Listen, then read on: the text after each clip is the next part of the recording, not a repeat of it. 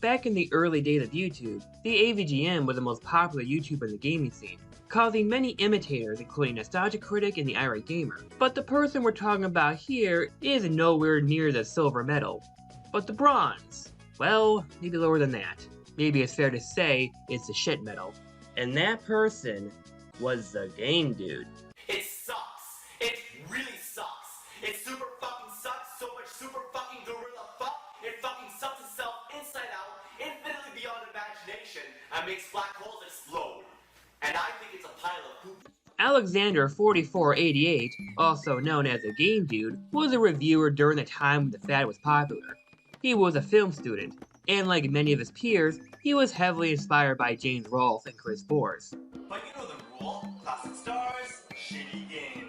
Where many other reviewers had their own style, the Game Dude's videos were a lot more closer to the AVGN's, just like the Irate Gamer, who was hated for being seen as a carbon copy with less charisma. Running jumps is a pain in the ass because the controls are so horribly awkward. Damn! Damn! Damn! Damn! Damn! Damn! Damn!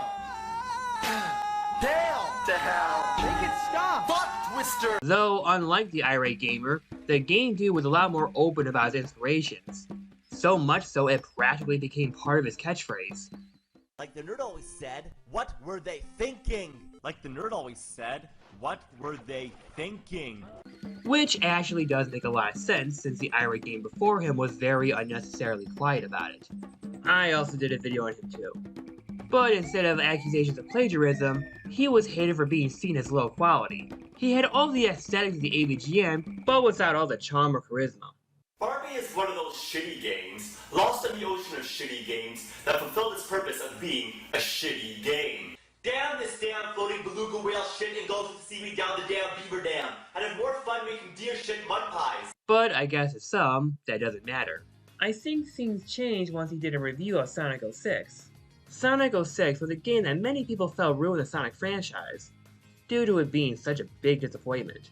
Which was, and kinda still is, a very popular punching bag among YouTubers, and Sonic fans at the time. Nothing makes any logical sense. How did Sonic know the Orca was trying to escape? Why did the Orca try to escape the second Sonic jumped on its fin? Why weren't the other Orcas trying to escape? And why didn't Sonic try to set them free instead of keeping them in prison? I mean, what asshole? Though, I can't really say it's anywhere as bad as Superman 64. I mean, at least the people who talked about it are at least able to beat it. Sonic 06 was also one of his more longer videos. Sure, he was a ripoff of the AVGN, but to some, that's not a bad thing. I mean, there were a lot of AVGN fans that were okay with the Irate Gamer, and the video really does a good job at making fun of the flaws of the Sonic game. You won't find the glitches will find you. Half the game is nothing but button tapping and cinematics glued together. Graphics are realistically ugly when they should be stunningly cartoonish. Level design is bad. Almost nothing is reminiscent of the classics. There's a lot of pop-up. Tree, no tree. Tree, no tree. Look how bad the camera is. Although some other jokes did not land so well. But that's exactly why they're worse than Alvin and the Chipmunks singing with allergies and alarm clocks. And some jokes are just, I don't know. Believe me, I'd rather be lost at the worst place of Antarctica.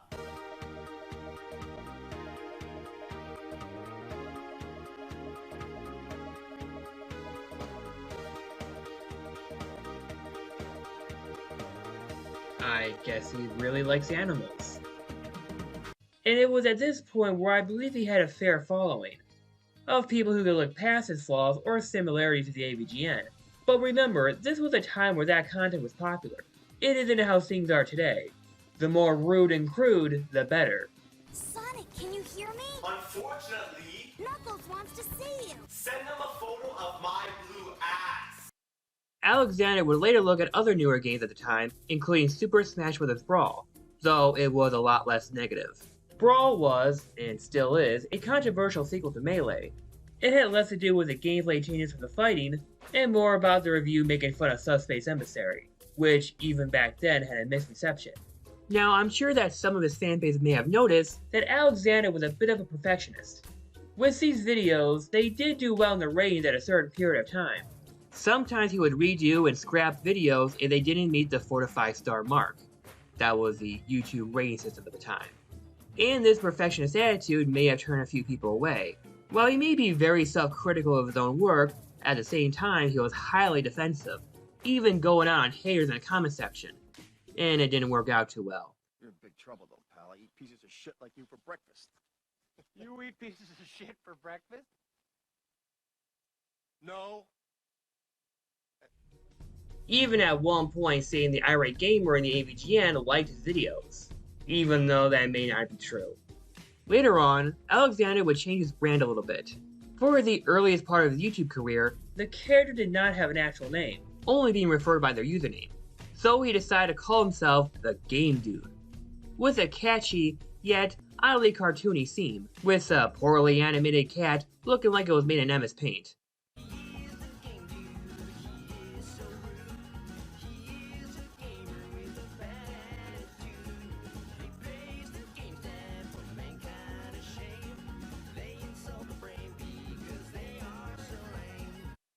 As bad as that may have sounded, he got another one, though I can't tell if it came before or after.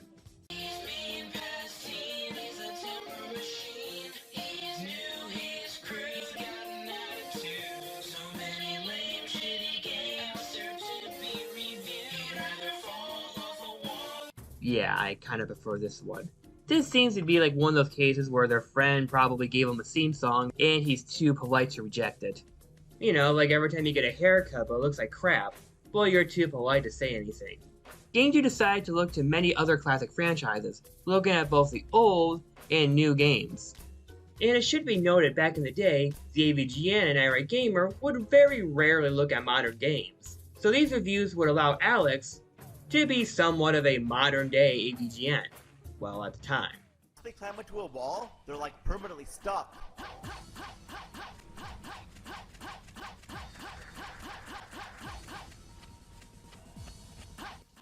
Get off the wall, you slutty fat bitch! In this one, all you have to do is keep talking to the first person you see, and that's it. Nothing else. That was incredible! Yeah, an incredible piece of shit! Which would later lead to one of his main focuses on the channel, ruined mascots. Mascot characters that were beloved during the 90s, but did poorly for the next generation. So he would focus on games such as Crash Bandicoot and Spyro the Dragon, usually criticizing them for not sticking to their roots and being bad games. Now, on the surface, this may sound like poor criticism, but it really isn't. There were many franchises at the time that really did lose their luster, and they aren't games that people really want to remember. Crash the Titan slamming Crash Bandicoot in the mud puddle again, but this time, nothing resembles the classics. Not that there's anything truly wrong with that, like Mario 2 and Zelda 2 are different, and they're good games, but if it's gonna be different, it better be good. And why does Crash need to jack enemies to beat the stronger ones? Crash should be kicking the shit out of everyone. Imagine if Mario had to fight Bowser in a giant robot. However, despite being line for Mock and Sonic 06, some of the other Sonic games have their defenders. As he tries to be the modern day AVGN, he will look into really bad licensed games at the time. Oh, you mean this disaster? The movie's decent, has a nice story, few funny gags, a happy ending, and their new look is okay, but just horrid when they're thugs. Wow, that's actually the nicest comment I've heard regarding the Chipmunks movie. So, was the Game Dude really bad? Well, I say for his time, he did fairly well for himself. And the Game Dude was absolutely one of those YouTubers that people liked to watch back then, but slowly unsubbed when they were getting stale. Although while he was no JonTron, I wouldn't say he was god-awful. You know what? This game's not horrible. It's horror bullshit. Diluted with Dragonorrhea. But the Game Dude gained a reputation of being the worst of the worst when it came to the angry reviewing genre. Specifically, people remember his god-awful theme song, and since his videos were pretty average, the flaws were a lot more highlighted. Made even worse that the angry style of reviewing was getting stale and out of style. I'd laugh harder by getting a hot fire poker shoved up my dick. Many aren't even jokes, they're just random statements spoken normally or stupidly. It would be less irritating listening to a constipated hyena laughing hysterically, trying to take a shit but just can't while giving birth. Huh, that's original. But hey, there's no such thing as bad publicity, right? Maybe the game could rebrand himself and improve. Well, about that. I'm sure you noticed that the video isn't even over yet. See me again? Okay. Well, I made a mistake. When she cheated, what, was she controlled by her own emotions? No. Everything I did was because I was enslaved by my own emotions. Getting the police on my ass, so unnecessary. Is she like a psycho? I don't know. Am I the psycho? Am I a psycho because she's a psycho? Maybe I'm wrong about everything. Then fucking convince me that you did nothing wrong. Like, it's probably some fucking Wonderland and fucking all distorted and shit. Wonderland on fucking acid. Whoa, I fucked this up. Hey, should I? Nah, forget fixing it. Too much work. Don't want any more drama. Fuck it. Fuck me, man. I feel like fucking two fucking cocks in my fucking ears. Fucking my brain. Look at that sexy heron. This is the part I imagine a lot of people were waiting for. After the Game 2 persona faded away, the Game 2's reputation became more than a below-average reviewer. Welcome to the nightmare. With talks of stalking, police reports, leaving the country, with the full story being described using toy dinosaurs. Now, throughout all these videos, Game Dude did admit to stalking his girlfriend, mostly brought on by the toxicity of the relationship, though some of it was coincidental. Did some creepy ass stalking shit and bunch of letting it all out, whatever. Yeah, I did stalk her here and there. I mean, I was all fucked up. My world was spiraling out of control. 10-minute walk away from where she lives. Like, fucking, I sent her 60 giant ass emails. I pushed her farther away. I made every mistake in the book. Believe me, buddy. Although Alexander portrays himself to be reasonable and her unreasonable, he would also admit to freaking out. As I said before, Alex had tons of haters, and some of those haters went to look out in his personal life. Meanwhile, Alexander would have a very complicated relationship with his girlfriend, eventually winding up in an open relationship, but apparent signs of them coming back together. Yes, we are in an open relationship, but ditching me, your lover of 4 years and best friend, to flirt with random douchebags, that's insulting. And we were like, as long as we love each other the most, we can do whatever. These two worlds would start to collide when one of these trolls tried to hook up with said girlfriend after searching up certain dating sites. You see, the username Alexander4488 wasn't only used on YouTube, which led to a lot of unfortunate findings. The troll hookup became a very easy success, as she was a fully willing participant. Wanna make out? She's not gonna reply. Okay.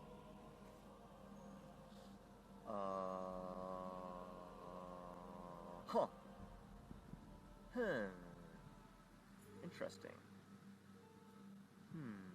Wanna make love in my house after coffee this Friday? That is only 2 days away. Yeah, she's not gonna reply. No way. Okay. Haha, very funny. She's trolling the troll. What's your phone number? Here it is. Maybe it's fake. When and where? Starbucks, 4 o'clock. And this would ignite the downward spiral of the Game Dude. Because of this toxic relationship, this would cause Alex to behave more erratically on his YouTube channel. He had plenty of odd content, including lip-syncing videos, as a way to impress her. He would also try to copy tropes from romantic movies, such as playing music in front of her lawn. Clearly, that did not work. Other times, he would videotape wild animals, which worried a lot of people because it felt like he was going insane. His relationship situation also came with his hatred of cops, though due to the political climate these days, this will be the least offensive thing he's done. Yeah, I ripped off AVGN and the Irate gamer. That was stupid. Now, unfortunately, he cannot go back to the Game 2 persona, as apparently he sold all of his games to buy a diamond ring for his girlfriend. Apologize, diamond ring. Sold all my games. I was fucking the head. Gave it to her and she gave it back. Good. So I guess that means no Sonic Unleashed review. All because she cheated on me with the fucking troll. She cheated on me her first 2 letters of the conversation, okay? After trying so hard to convince me to sleep with her. There are two sides of the story, the most documented being Alexander, one using toy dinosaurs, one where he's at a canyon, an entire blog telling the story using video game graphics, and one where he's crying, which is apparently lost. All of them being hours long of content. The blog is more notable since he showed a lot of very personal information on himself and the people involved, all telling the same story where he felt many of the charges against him were exaggerated. I went batshit insane. Taxi to her house. Climbed over her gate. Still really drunk. Even though they were in an open relationship, Alexander felt his girlfriend broke some boundaries, as he believed the open relationship was closed. Well, I just said that 'cause you were bugging me. He even said he wouldn't mind the hookup as long as she told him about it, as he told her of his escapades. Either that would have happened, or this. Ready to fuck, babe? Ready for those multiple orgasms? Yeah, just a second. I'm just gonna use the washroom quickly.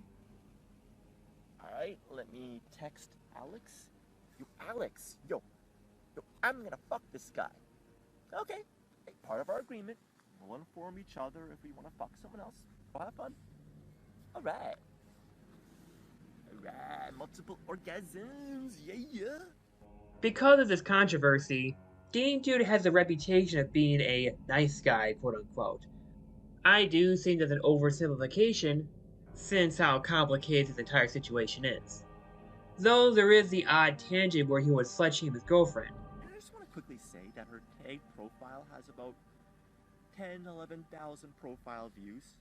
And if all it takes is just for you to say sex, and you are the worst guy in the world, rude. So if you are going to eat the worst apple, in the barrel, you are going to eat all the apples in the barrel. It is common logic. Alexander also claimed the assault was heavily exaggerated, meaning that the assault was actually very minor things like him trying to hug her and putting his hand on her to calm her down. Nothing that was physically aggressive or sexual. And now you're over-exaggerating all the little mistakes I made. I never fucking hit you. Nitpicking, inflating just to compensate for your guilt. It makes no fucking sense.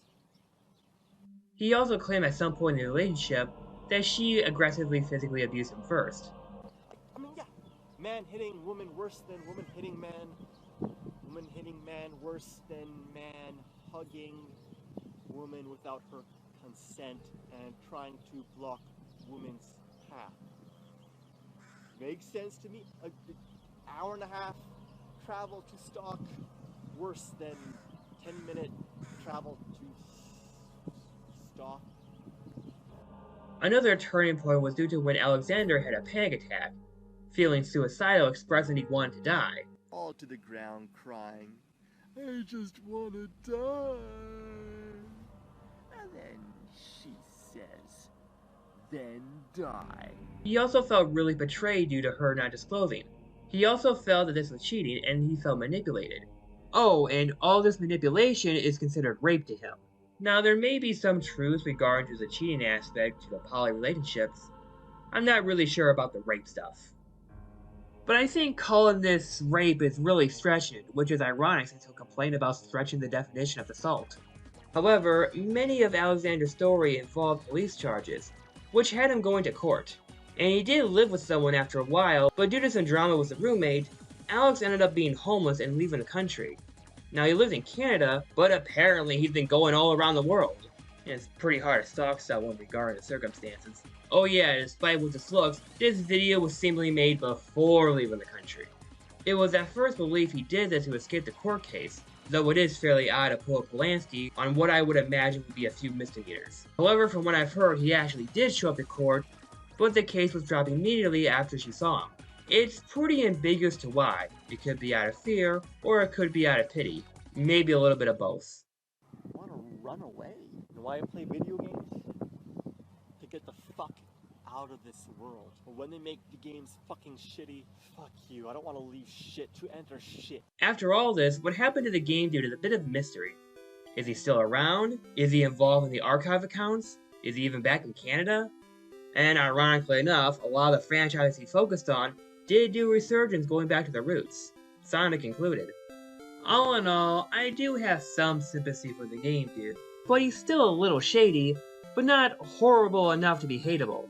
This whole story is pretty gray and kinda hard to tell what's true or not, and not really anyone's business. But I do think that Alexander is better off getting another girlfriend, because this one has done too much damage to him. But why was there a need to reveal so much of his personal life? Was it for his ego? Was it for his reputation? I think it would have been better if he was just remembered as a terrible AVGN ripoff, and that this whole drama is a disgrace to the game dude's legacy. He just wanted to entertain people and make some funny videos, despite their questionable quality. And I think that passion could be seen even in his less savory videos. Though instead of saying bravo Alex, it's what the fuck Alex? At first I thought it was a freaking comedy, but it ended up being a tragedy. But you know what? Part of me hopes that the game dude does come back. I think we can all agree that we might need him now more than ever. Okay, you're right, we don't. Angry reviewing, while out of style, was still pretty quaint. Let's return to tradition in this case. Instead of in-depth video essays, let's just return to insulting games using really unnecessarily graphic poop jokes. My favorite is the eject button. Time is like a treasure, so don't waste it on this fucking game. Game Dude Neo, make it happen. So I hope you enjoyed this video. If you want, you can see some of my other content. Hope to see you soon.